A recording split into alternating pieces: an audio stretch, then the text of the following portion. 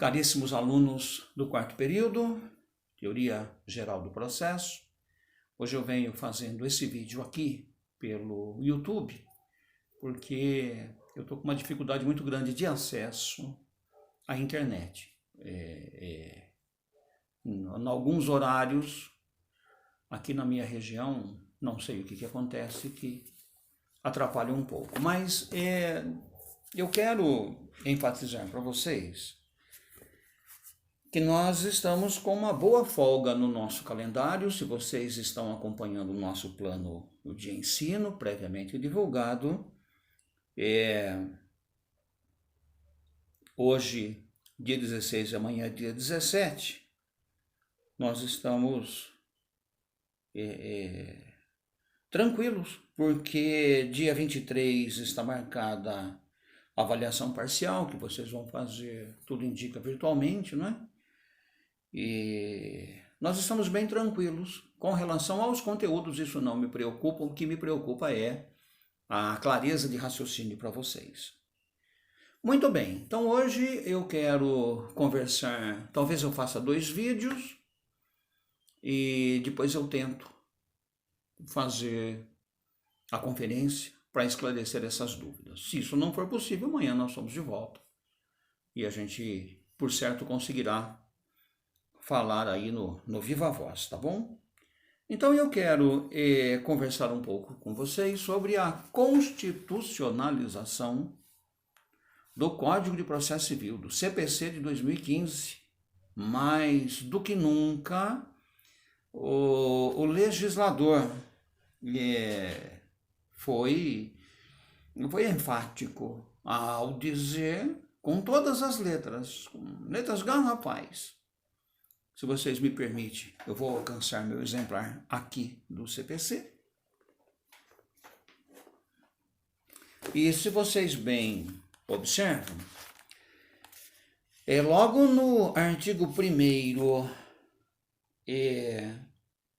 a ênfase: o processo civil será ordenado conforme as regras, conforme os valores, normas fundamentais estabelecidas na nossa Constituição Federal.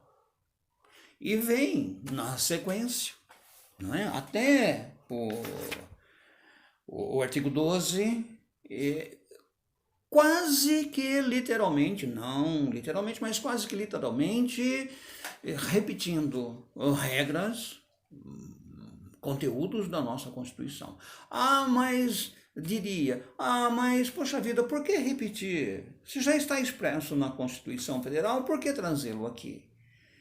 Veja como são as coisas, não é? De tão conspurcada, de tão desobedecida, de tão relegada a segundo plano pelo Judiciário. É bom que se diga. A nossa Constituição Federal, tão espezinhada, o legislador sentiu essa necessidade de meio que repetir. Operador do direito, operadores do direito, não se esqueçam, hein? E aí ele vem trazendo uma série de talvez repetições, de ênfases, eu prefiro dizer, aquilo que nós temos na Constituição, para que ninguém se olvide, para que ninguém se esqueça. Artigo 5º da Constituição Federal, e eu já tive a oportunidade de conversar com vocês, foi objeto de estudo em sala de aula, em direito constitucional, talvez vocês já dissecaram esse dispositivo, portanto, conhecem com mais propriedade do que eu tenho certeza absoluta.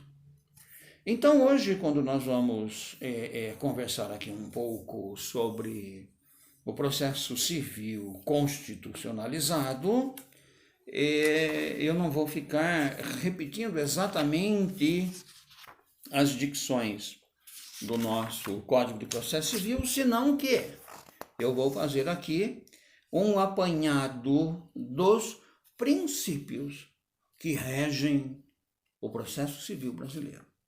Fazer um apanhado para rememorar algumas coisas e talvez trazendo para vocês algumas novidades, outros olhares, quem sabe que vocês possam retirar algum proveito do nosso conteúdo de hoje. Tá legal? Então eu vou começar dando uma palhinha sobre o princípio da economia processual, não é?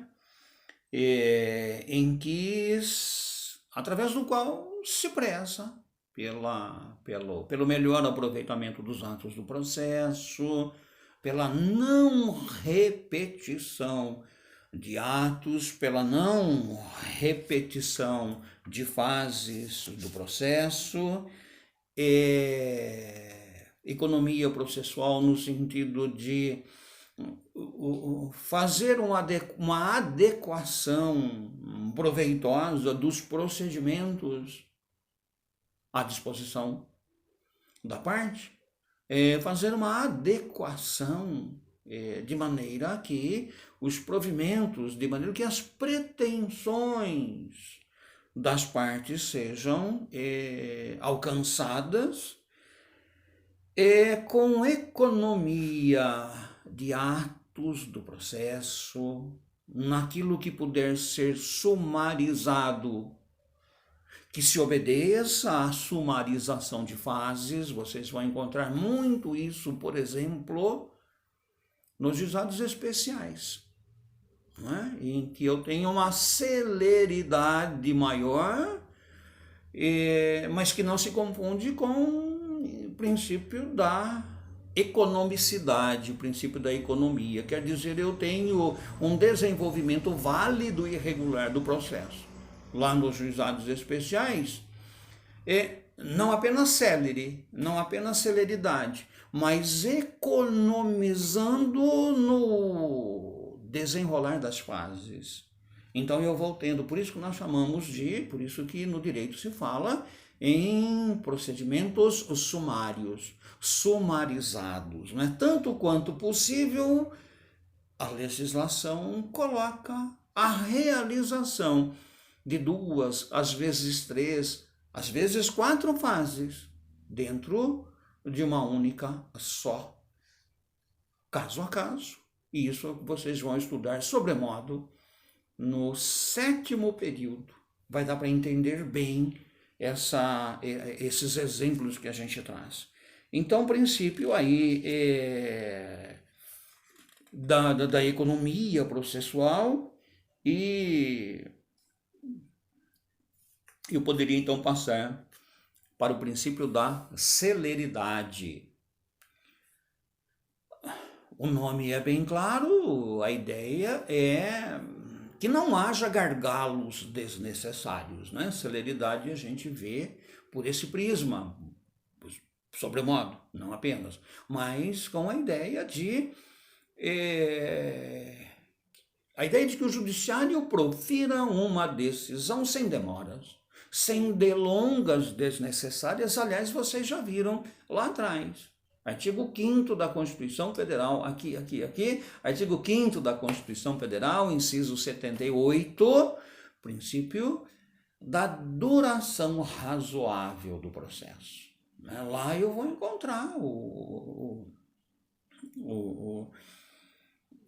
a proibição, a vedação para as delongas desnecessárias, a vedação para evitar morosidade na decisão do judiciário.